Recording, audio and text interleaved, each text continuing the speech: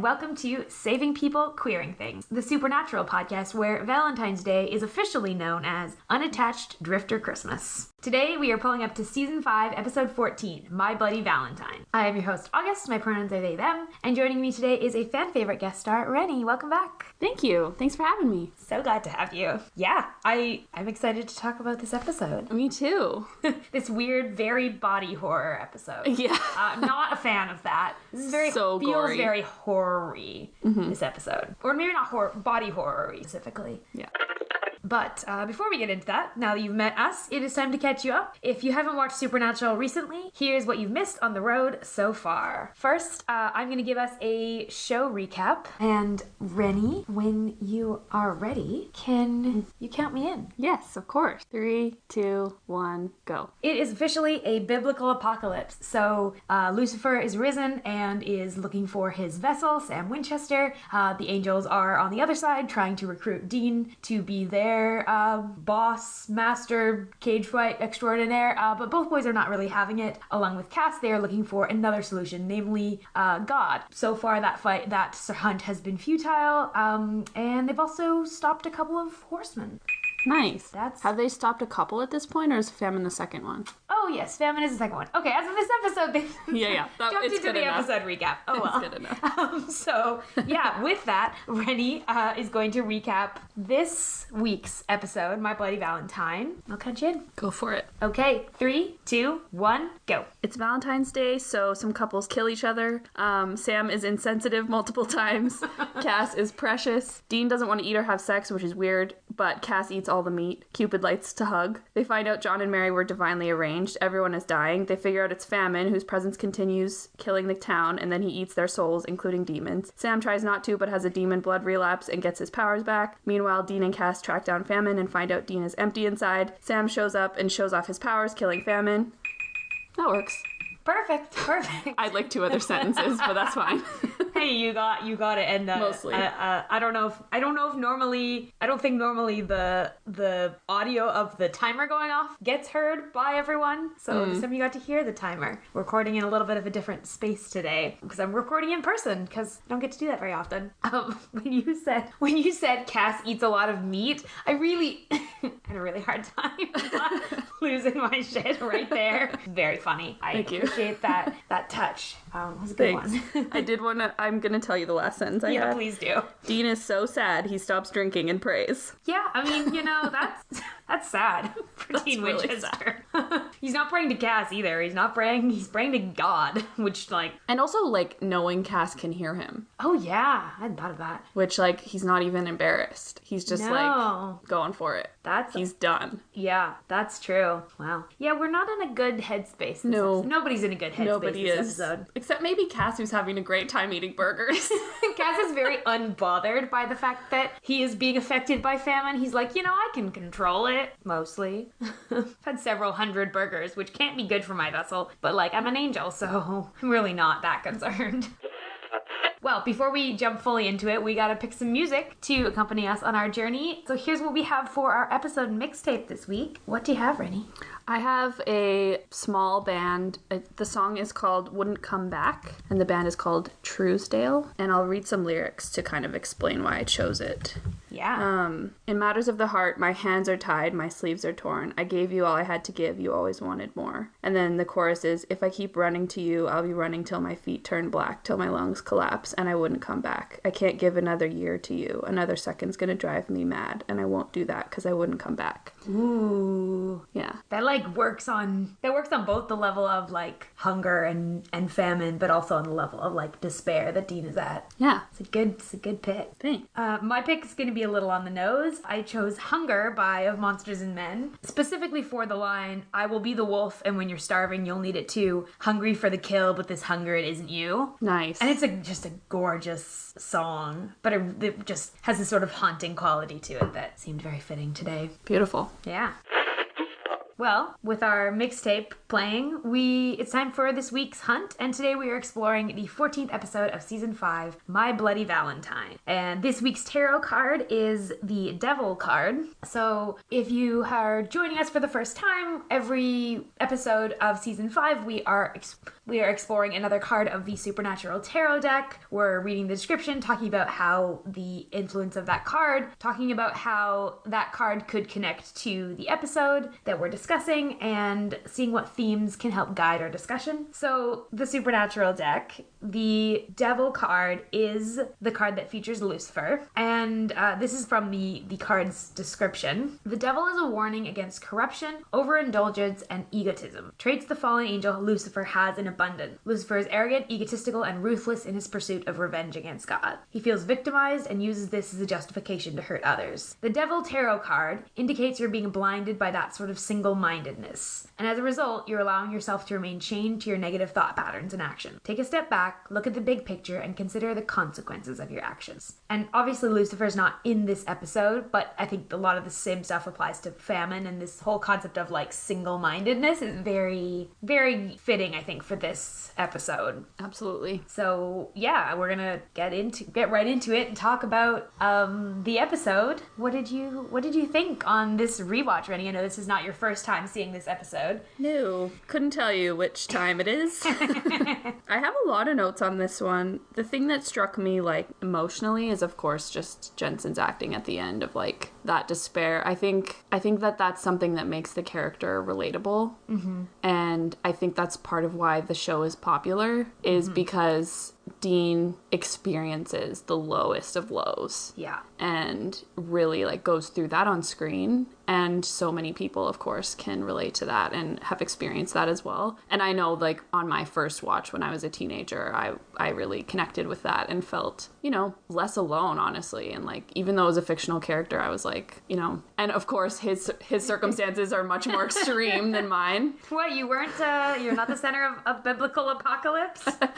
But I had those feelings and that experience, and so it was very moving, and I think that is what stands out to me the most still, because I had that personal connection with it, and so it kind of hits a bit deeper. Yeah. I've heard a lot of people talk about this episode specifically for talking about and experiencing like depression or depressive feelings, because so much of Dean's experience in this episode is about like feeling empty, not wanting anything, not even the things that normally are your coping mechanism, like those feelings of sort of numbness. And like at the end when Famine says, you don't want anything because you're already inside, you're already dead. Like I think that's sort of like a very common feeling with when you're depressed, when you are like really deeply suffering. That, yeah, I think exactly what you said, like that makes that so relatable, because that's a feeling you can have regardless of your circumstances. And obviously Dean's circumstances are extreme, but that feeling is not uncommon. Yeah, and I guess I would add to the prayer element is interesting to me, because as someone with religious experience as a kid that was not entirely positive, and then growing up and being a teenager and being depressed and feeling stuck in that, and I know I like desperately prayed. Right. When you get like you're like, I have no other options, and that's what Dean is saying. He's like, please help me. Like, it's a last resort, especially when you have negative experiences with religion. It's such a last resort, but sometimes I think at that time, because I had grown up with it, it was still an option, I guess, in my mind. Yeah. And I think that's true for Dean too. Like, I think he thinks it's an option because like he knows God exists, because Cass believes. So he like believes that, it's possible that God exists because Cass believes it so strongly. So he's going like, we heard, like, it all comes back to faith. But like back in faith, he was so resistant to the idea that there was any overarching, all-powerful heavenly being. But now it's like, now that there's nothing else, he's going there, but it's painful for him to go there to pray. Yeah. The pain is bringing him there, and it's causing pain. Yeah, it's making it worse. Which both of those elements I definitely relate to. Yeah, that strong sense of loneliness too in that scene. Like, yeah. Sam is detoxing in the panic room. Cass is there, but he's not in that moment. Like, Dean goes to be alone, and he really feels alone in this. Cass still has this hope of, we're trying to find God, and Sam is like, Dean feels way more hopeless than either of the other two do. Like, they're all feeling the weight of the apocalypse, but Dean particularly since Ellen and Joe died has been under this like, I don't know if there even is anything that will stop this from happening. Or anything like worth living for. Mm-hmm. And I think that he is living for Sam and probably Cass as well. Yeah. And that's it. Like he is not living for himself. He's not living for the world at this point. Well, I mean, literally like last episode back in the 70s, you know, his reaction to Sam being like, oh, if she leaves Dad, if Mary leaves John, and it's like we were never born, Dean's like, oh yeah, that's fine. That's totally fine. Because, you know, the idea of not existing is, not having ever existed is actually pretty appealing because he doesn't have, everything he's living for is just tied up to the apocalypse and his brother. Yeah. And that's so contrasted in this episode with what the other characters are going through, which maybe brings us back around to like the beginning of the episode. And before we like go into some of that, I will give a couple of content warnings for this episode. Obviously, we've talked a little bit about mental health, but there is a lot in this episode that could be pretty heavy, and we will try to talk about it with sensitivity and care, but just be aware if you're listening to this episode, there will be some discussions of, and I'm just gonna make a list because there's a lot. There's cannibalism in this episode, there's emotional coercion, there's some eating related language that is not always very inclusive or caring. There are depictions of addiction, of forced relapse. There's a lot of body horror. So just if you're listening, take care of yourself as you listen. And if at any point this discussion is not for you, we would love to see you back next week. And we totally get it. Yeah. With that being said, Sam in this, speaking of, you know, we're gonna try to be sensitive in how we talk about this. Sam, on the other hand, is a little bit of an insensitive dingbat. Like right out the gate. Like apparently they were both pretty excited. Saying this to the roommate of the girl who just walked in to find that her roommate and their date had like literally eaten each other. Yeah. And then he says something else to Dean, I think, later that's also very insensitive, like 5 minutes later. Yeah, like the next scene. Oh yeah, it's when he's like, it's when a dog doesn't eat, that's when you get concerned. Yeah, literally called him a dog and is being condescending. Oh yeah, say. Which Dean absolutely picks up on, because he basically says to him, like, remarkably patronizing concern, duly noted. Like, he's like, I know what you think of me, Sam. I know you think I'm just like a womanizer and I sleep around, and obviously it's Valentine's Day, so obviously I'm gonna go have a meaningless hookup. Like, it's like, thanks, Sam. Thanks for like looking out for me. Like, you just because you said you're concerned about it and you compared me to a dog, literally, like, that's not making me feel great. Yeah, diminishing his like current pain that he's feeling. Yeah, because like the reason, like, I think there's a couple of reasons why he's not interested in what he would have been normally interested in, because also like this is I have to check the exact timeline. This is either his first or his second Valentine's Day since he was in hell. Like, I don't think that, and since hell, like, hooking up with people has been way lower on his priority list than before. Like, I don't think this is just about the apocalypse. Like, this is about everything that's led up to the last couple of years, particularly. He's not interested in the same things he maybe even was before, and I would argue that even before that was never like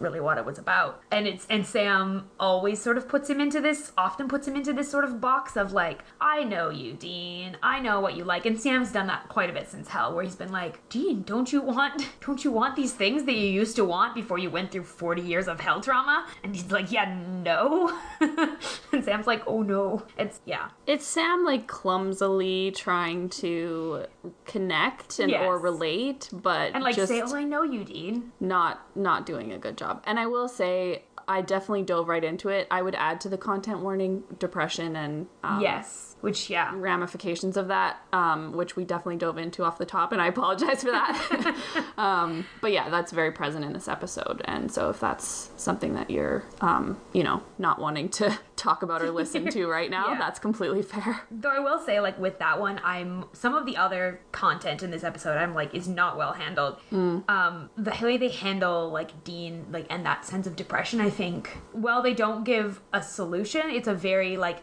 you said earlier, very feel feels very real. The depiction of it feels very like, oh, I can see my own experiences in that, which is kind of comforting. True, and actually the fact that they don't give a solution is part of that, because there isn't a solution a lot of the time. Yeah. And so, you know, you have to live with that. You have to learn how to keep going without a solution. Right. Whether the demons are like literal or metaphorical, like the same kind of thing. Like, though I do want to point out, this is shifting a little bit. The also in that scene when Dean's saying, I'm not interested in Valentine's Day, like I don't really, Sam says, so you're not into bars full of lonely women. And I also want to argue that like there's also a new player in his life, and that is Cass, and there might be another reason why he's no longer into going and hooking up with random people. Like there is someone that he has a really strong emotional connection, and you know, we've theorized about the events of 503 and what may or may not have happened at that point. So like, you know, there's other things going on, and you look at their interactions and chemistry through the rest of this episode, and it's also not hard to argue that there's also a piece of that going on. Yes, there's a particular look that is zoomed in on that Dean gives Cass that I was like, like why? Not very subtle. No, and that's like when is that look? That look is oh yes, right when they're talking about the angels and the cherubs and like the cherubs hooking people up and they're like, oh yeah, so we have to go like stop this cherub, this rogue cherub, and Cass says, of course we do. Or no, sorry, Dean says, of course we do. And just like the look is like what? Yeah, and we get the St. Joseph's Medical Center. I'm there now, and like again we've set them up 2 inches apart. Their faces are 2 inches apart, and Sam's there. Everyone's fine with it. Sam says nothing because at this point it's just sort of the energy that Dean and Cass have towards each other, which I guess you could also read that scene as Sam fishing for a little bit of information. Like he's like, what's going on, Dean? Why are you not interested? I did also note that comment is not kind to women, and the depiction or conversation around it is very insensitive. And the whole idea that Valentine's Day women are just like looking for anyone, well, and even just like objects to be won, you know, and like the idea of like scoring or whatever, like the idea that that's a guarantee because they're women and it's Valentine's Day is also just centering a very particular kind of idea of romance and sex that is very objectifying. As much as the line, you know, unattached drifter Christmas is very funny, that like, and as much as like there is nothing wrong with casual sex, of course, and there is, you know, like between people that are consenting, like that's great, do what you want to do. And I think we've seen throughout the series that like generally when Dean hooks up with people, it is consensual and they are enthusiastic, and it's not, but the way the story tells us often, the language they use around women and sex is very objectifying. That just struck me in this one. Do we want to move on to Cupid? Let's talk about Cupid and cherubs. It's interesting. This is a very different angel than we've ever seen before. On this show. Like, all the angels we've met have been like Cass and Raphael and Zachariah. Like, they're all very stoic. The pendulum has swung. It's... this angel is so emotional compared to every other angel. And expressive. Which is interesting because, like, we've sort of gotten the impression that angels are, like, primarily soldiers. And cherubs are, in a sense, that they are still, like, you know, they're literally firing arrows to match people up. But they're in a very different sense. Cass also says they're third-class angels, which I don't think up to this point we've been given a clear... We know there's a hierarchy with the angels, because, like, Anna has referred to that a number of times. We know they're in battalions, some of them, but we've never had a sense of, like, classes of angels until this point. And there are apparently dozens of them around the world, which is not very many. No. So they're only really... So not everyone who falls in love is, or even, like, anyone who, like, ends up together is being targeted by a cherub. Like, there's something... like, they're doing that for, like, specific heaven purposes. Their duty is to heaven. Not to humans. They're matching up the people that heaven needs matched up. Including John and Mary, apparently. Which is kind of a big plot point in this It's a big revelation. Especially right after we just saw John and Mary, and we saw that there was some tension. The fact that they apparently hated each other when they met is very interesting. It is. And, checks out. Oh, yeah. I mean, from what we know of them, like, Mary was a hunter, grew up as a hunter, and John was in the military, and we know their relationship wasn't always great. Yeah, we know John as an older man and his temperament, let's say. That's a nice way of putting it. Yeah, and how that would be in a relationship, I don't imagine would be lovely. Yeah, and a relationship that's, like, based on a bunch of secrets. Yeah. That Mary's keeping. Mm-hmm. John literally is brought back to life because he's killed by a demon. Like, their relationship is very messy, even before True. She dies. Good point. I mean, the idea that, Sam and the reason, like, Sam and Dean finding out that the reason John and Mary were matched up is because the two of them had to be born. Yeah, no pressure. We're really just, like, hammering home, like, the two of you, we can't die. Mm-hmm. Which is what we had last episode, too. Because Anna was like, I'm gonna kill Sam. I'm gonna kill John and Mary. If I just, like... And they just can't. They can't die. Which I think maybe also contributes to some of Dean's sense of despair. Because, like, it's not even, like, they can take themselves out of the equation. Yep. Like, the angels are... Michael and Lucifer want them as their vessels. All of heaven has been working towards this for generations. And they can't even die. Mm-hmm. There's no out. There's no out. Which, is pretty hopeless. It's dark. There's no out other than giving in and letting them nuke half the planet. Yep. Which they're not willing to do. That's not who they are. Yeah. Yeah. And, I mean, I do appreciate, like, Dean pushes back against the cherub, which, again, is, like, very unsurprising. His general suspicion of Heaven's motives and going, like, this Cupid's like, they were perfect. John and Mary were perfect. And Dean's like, they're dead. They're dead.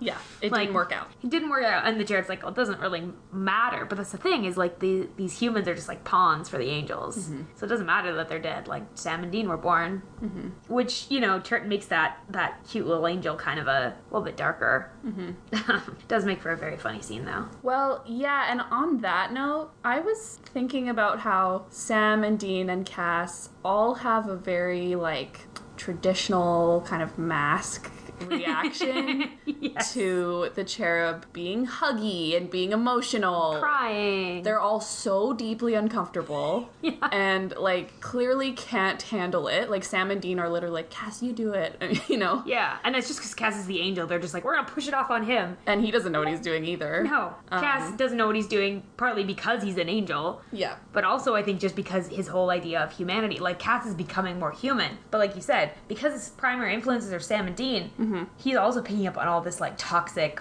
masculinity, repression boy sort of. And that was very much the energy I was getting in that scene, and I was a little annoyed.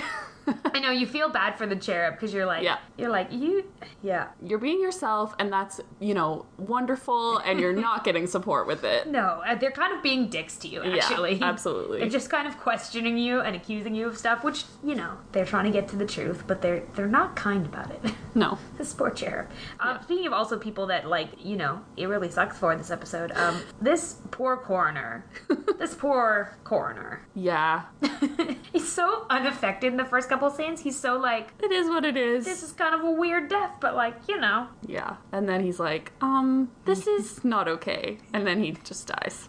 Yeah. It's just a downward spiral very quickly in this episode for him. And it's very sad too, because Dean is like, after he dies, Dean's like, oh, it's kind of like getting to like him. And which is a nice moment, I think, reminded me of, like, I love when they, even within an episode, like, build a little bit of personality into a character and let the boys connect with them, because it also increases that, like, tragedy piece of everywhere they go, death is with them. Like, everywhere they go, people that they start to care about die. And yes, they didn't know this guy well, but he's still, like, someone that they liked, and, like... I liked him, too. Sad to lose him. Yeah, seemed like he was good at it. Seemed like he was good at his job. Yeah, and he was, like, a nice presence. Yeah, he was. Yeah, he had a very warm presence for a coroner. Yeah. And he wasn't, like, creepy. Like, sometimes supernaturals, like, coroners are a little creepy or a little bit too fascinated by the weird deaths. And he's just kind of like, this is my job. This is what I think happened. I'm gonna go home now and have my dinner and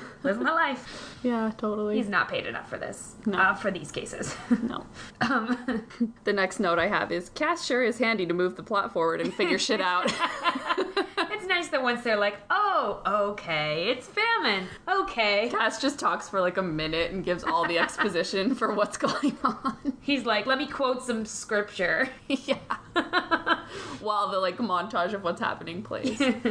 Yeah, they're like, ooh, we've now spent like 12 minutes on a bunch of deaths. Really unnecessarily drawn out body horror deaths. Yeah. And nothing else. So we need to get this plot going. Mm-hmm. We also both noted how creepy Famine is and how, like, well acted that role was. Yeah. He's so gross. Yeah. I think they do such a good job, like, with both the Horsemen we've met so far, with, like, War and Famine, like, they've done such a good job of, like, designing the character and the, like, what they're wearing and how their presence is, and both the actors so far have brought this, like, energy that matches, we get one character trait, War and Famine, but, like, he does feel like that embodiment of Famine, and I wouldn't have, like, I don't know that that's what I would have, like, assumed Famine would be, but the idea of, like, Famine presents as this, like, old, sick man that's just sort of desperate. Yeah. Like, that he himself is desperate, whereas, like, War had this sort of commanding, like, energetic, I'm having fun, causing chaos energy. Yeah, totally. Yeah, they definitely embody their name, I guess. Yeah. Which is interesting. Yeah. And yeah, we were talking when we were watching the episode about the breathing tube and how random that is.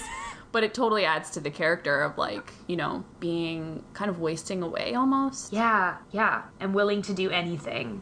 Like, and like, almost like Famine also appears to have very little control even of himself. Like, when he doesn't get the soul, because the soul of the guy who ate all the Twinkies, it's because, like, he reacts with this, like, I'm gonna eat anything inside. Like, I'm gonna eat any soul inside, even if it's, like, a corrupted demon soul. Yeah. Yeah, he's affected by his own power. Yeah. Which is a cool, kind of interesting, like, commentary. I've always loved the way that Supernatural does the Horsemen, because these are biblical horsemen. These are, like, straight out of the book of Revelation, the way they're described. And both times that we've met a horseman, we've literally had scripture quoted, that line, their verse quoted.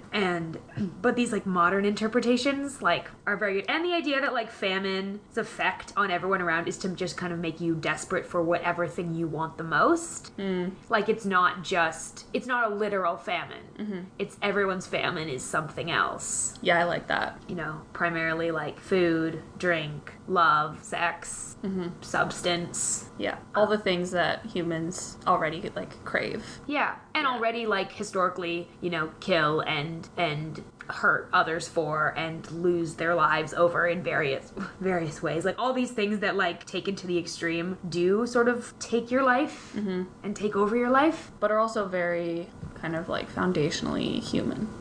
All these things that are, like, good, enjoyable things, which, like, they go very classic with those things. Yeah, of course. It's Supernatural. Yeah. They go classic. And it's 2009. Things. Like, true. But I think, like, still fairly interesting in the way they do it. Like, they like that they have the black hearse. Like, all of these little visual details. Like, the scene at the end where you have Famine and then behind, and it's all that, like, the very dark set, except that behind him, the glowing neon all-you-can-eat sign. And it's, like, and it's, like, bright red, and it's so, like, visually compelling because you have him centered in underneath this, like, sign of in this diner, and it's, like, such a good season 5 does such a good job with visuals, I think, like, of the seasons we've seen so far. Yeah, I appreciate you pointing that out. That's a great shot. Yeah. On a lighter note, the scene where it's kind of happening in the background, where, like, Dean gets to make a lot of food jokes in this episode, and a lot of, like, food terms. He does. Like, especially but primarily related to Cass. He does a lot of teasing of Cass in this episode. So when he calls him the Hamburglar. Could we say flirting? Oh, yes. That's where I was going with this. Yeah. The bickering they have, like, where he's like, what are you, the Hamburglar? Like, after Cass is like, yeah, several hundred. What are you, the Hamburglar? I can stop whenever I want. Like, yeah. And then they, like, the scene literally kind of fades out with them bickering while our attention is starting to be drawn to something else. And it's yeah, very flirty. They're so cute. They are. Calls him Happy Meal, which is kind of funny. Yeah.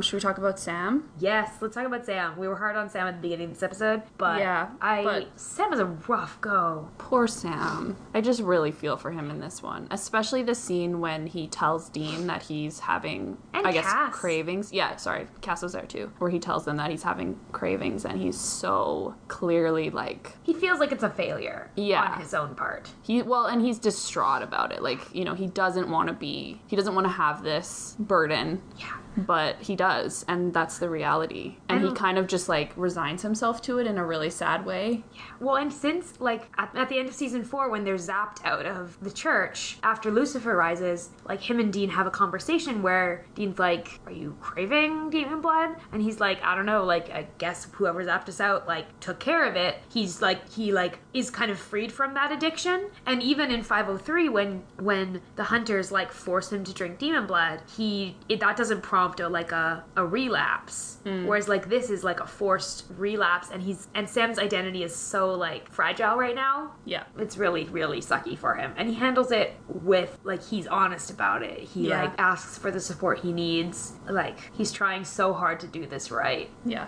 but it just sucks. Yeah.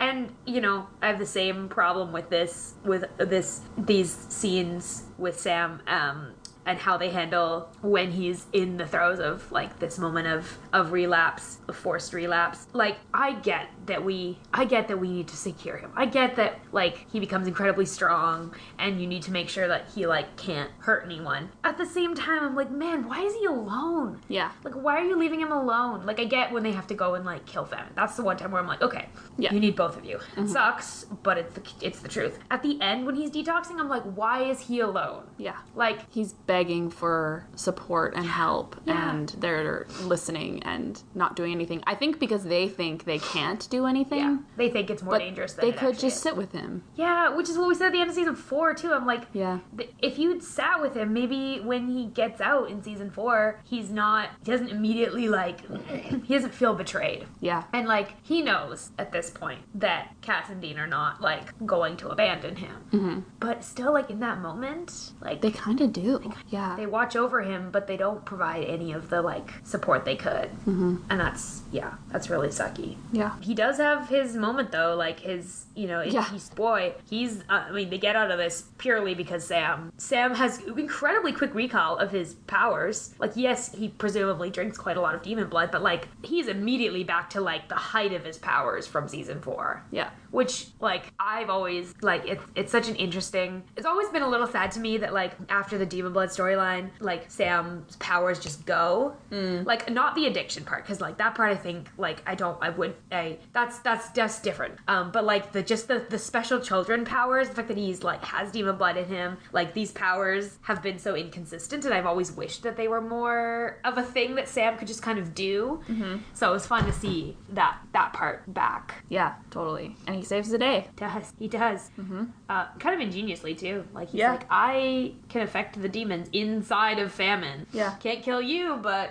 Yeah, he's very smart in that moment. Mm-hmm. And, you know, he could have, like, taken the knife and slaughtered them and drank their blood for his own, you know, whatever he needed. Mm-hmm. But he didn't. He had, I guess, restraint or something in that moment where he knew what needed to be done and did it. He has enough ability to withstand it, which is actually really impressive given what happens in the previous scene. The fact that he's able to walk in there and he's clear-headed enough that he's able to, like, that's not a small thing. Yeah. And, like, that's not to say that, like, he would have failed if he had. Of course. Because, like, this is a forced relapse. Like, Sam did everything right. Oh, you know? Absolutely. This is literally Famine. Mm-hmm. But it's impressive that he's able to still come in and just protect Dean. Like, he protects Dean, he stops Famine, saves the town from continually, you know, being and attacked. the rest of the world from it spreading. Yeah. Yeah. And Dean is, like, weirdly helpless in that moment,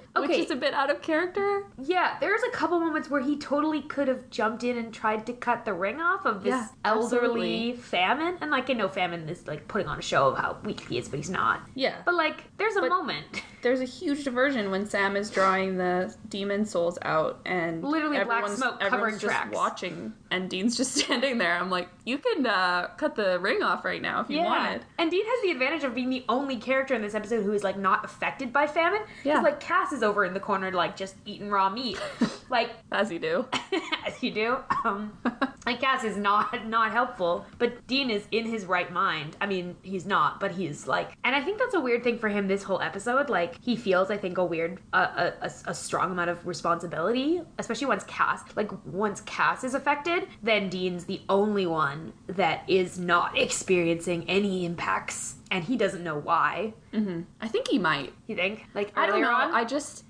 Because when they ask him about it a couple times earlier in the episode. Oh, right, because he says to Cass, when I want to drink, I drink. When I want to have sex, I have sex. And then when Famine asks him about it, he says, I like to think it's my strength of character or something. Right. Like, every time he answers it, it's a very kind of jokey tone, and it makes me think that he might be covering... I don't think he knows exactly what's going on, but I think he has enough self-awareness to know that he's feeling really despairing and hopeless and empty. And that he's been feeling that for a while. That's not new. And that might have something to do with, him not being hungry, not wanting anything, while everyone else does. I don't know if he would connect all those dots, but I think he would, he knows himself and he knows where he's at. Right. He knows his own mental state. And he's covering it up with humor. Which is, classic. Exactly what he always does. Yeah. I do think it's very funny that they set him up as the getaway car driver, that the plan involved him sitting and waiting, which lasts for 10 seconds. Never going to work. Yeah. That's not Dean at all. He's like, okay, it's been too long. It's been long enough. After he, breathes twice. Yeah.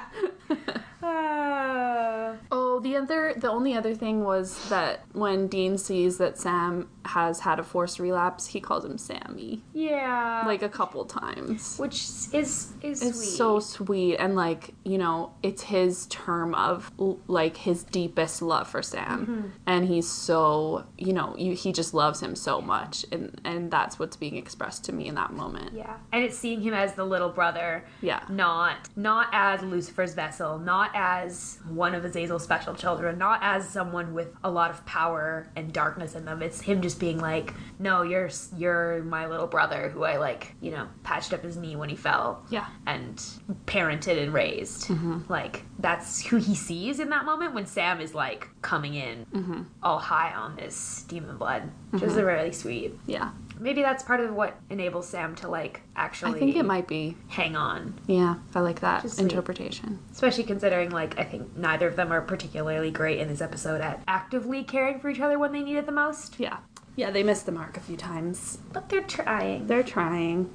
It's just a rough time. It is. A rough time. Everyone's going through it. Yeah. Well, and then, except Cass, who, doesn't really... True. Cass is going through it in general, but, in this episode, he's kind of, a little blasé about everything. He really is. Yeah. He's like, oh no, how inconvenient, my vessel is hungry. Mm-hmm. Yeah, totally. He's weirdly detached. Yeah. Maybe he's worried about Dean, and it's a coping mechanism. Maybe. Just checking out. Or maybe it's just the fact that when he's affected by famine, it's bringing out a bit more of a human side of him. Mm-hmm. And yeah, I think that's really interesting. I think that the mechanics of it are kind of strange because he is an angel, so he's strong enough to resist for longer than any other victims are, and also apparently he's strong enough to eat several hundred hamburgers. Yeah, without any effect. But he's not strong enough to ultimately resist it. Mm-hmm. But he never seems to be in this kind of danger that Sam is in or that any other victims are in. Yeah, it's very interesting how much his angel. Yeah, it's it kind of acts as a buffer or force field or something. Yeah. Mm-hmm. Yeah, but not fully. No, and you wonder if it had continued on, would he eventually have been unable to resist? Yeah. How much is Jimmy going to come out at that point, too? It seemed like it was going that way, but yeah, who knows? Interesting question for the lore. Yeah.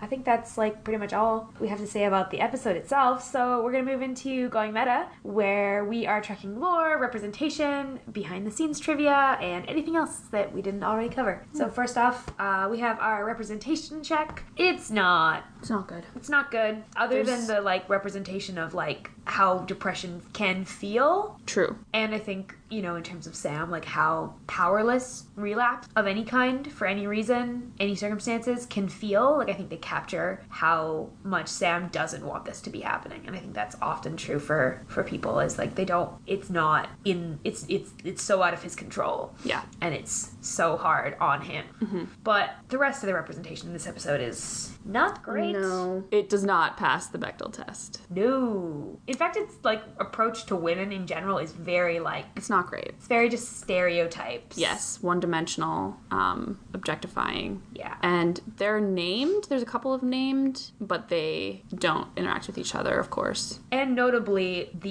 I could be wrong with this, but I don't think I am. All of the victims that we know of, the ones that are female, are exclusively... All of their hungers are exclusively around love or sex. Yeah. Whereas several of the male victims, it's also food or another substance or something else. Yeah. It's not exclusively sex related. Good point. Which is, like, again, just very reducing women down to their relationships. Yeah. Their relationships with men, particularly. Yes. Yeah, exactly. Yeah. Yeah. And there's just, like, some little comments kind of sprinkled throughout the episode that are just, like, not very sensitive towards, like, the legitimate things that people have going on in their lives. The legitimate hungers that people have. Like you said earlier, like, these are things that people want, not because they're bad. And the episode kind of makes light of those things a little bit sometimes. Yeah, it does. It's a bit of a mixed bag, honestly, the representation in this episode. Like, definitely. Some really good stuff and some really, like, moments. Kind of I feel that is pretty standard for Supernatural. Yeah, it's Bit true. of a mixed bag a lot of the time. Yeah. They really hit some things on, like, nail on the head, and others they really don't. Yeah. So, I was looking into the lore. Obviously, we talked a little bit about cherubs. We've got another horseman. That's a big deal.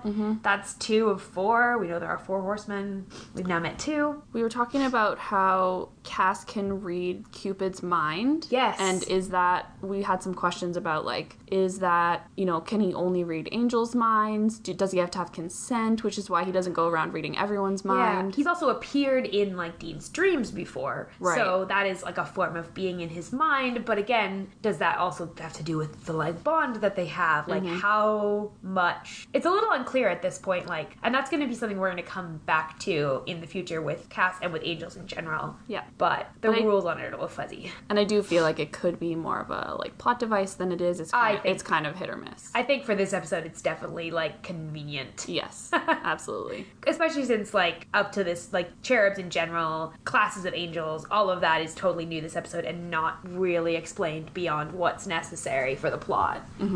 I do want to know what angels fit in what other classes. What class of angel is Cass? How many classes are there? Yeah. Presumably at least 3. Yeah. So that's something I want to pay attention to and see if we get another reference to, because to my, like, immediate knowledge, I think that could be lost canon. Yeah, but I do too. I want to pay attention to see. So if you're listening and you know the answer to that, send us a tweet and tell us, is there a time when they talk about classes again?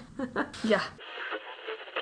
So that brings us to our final and often our favorite section of the episode, which is our character blessings. Renny, who would you like to bless this week? Go with your heart. I'll go with Dean. Yeah. Yeah. I get lots of opportunities to bless him. I'm here every week. Yeah. Yeah. I mean, it just goes back to what I said in the opening about just connecting with him on the depression level, frankly. And, you know, really, I'm grateful for the representation of that, because as a teenager, I needed it. And it was really helpful, I think. Not consciously necessarily, but right. I think subconsciously, you know, I was supported by that arc. Right. Seeing someone on screen that's articulating the way you feel is really powerful. And I think that's a lot of why people love this show, is because the characters articulate real feelings that we have and real experiences we have. Especially something that feels as lonely as depression does. Yeah. And, you know, you feel so isolated in it, and, like, nobody else has ever gone through it in the whole history of time. And, like, you just feel really, on your own. And so I appreciate the kind of normalizing it and like validating it. Yeah, and that's like, this is not the first time they've done that with Dean specifically, and it's not going to be the last either. Like, it's one thing I'm really grateful for in like Dean's, a lot of Dean's arcs relate to this sort of kind of experience. That's why he's my favorite. Yeah. But yeah, he deserves a blessing in this episode. He is going through it and he needs some love. Yeah. And some hope. Yeah. Some, like, something to go right for once, which, that's, it's season 5. It's a fun time. We are more than halfway through the season and it is not getting better. No. Good luck with that.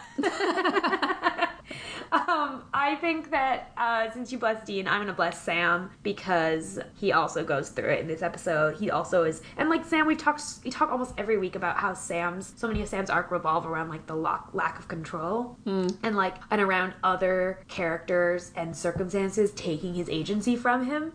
And this like takes his agency from him in the worst way. It like forces him into a relapse that is incredibly painful and makes him feel like a failure and reminds him of like some of the worst experiences of his life. And that's like really tough. And he still manages to be Sam and be the best parts of him in those moments. And he, deserves some care and some time to recover from this like horrible experience. So yeah, bless Sam for like, again, a very real depiction of like that feeling and experience. And very humanizing depiction, I think. Mm-hmm. Oh, yeah.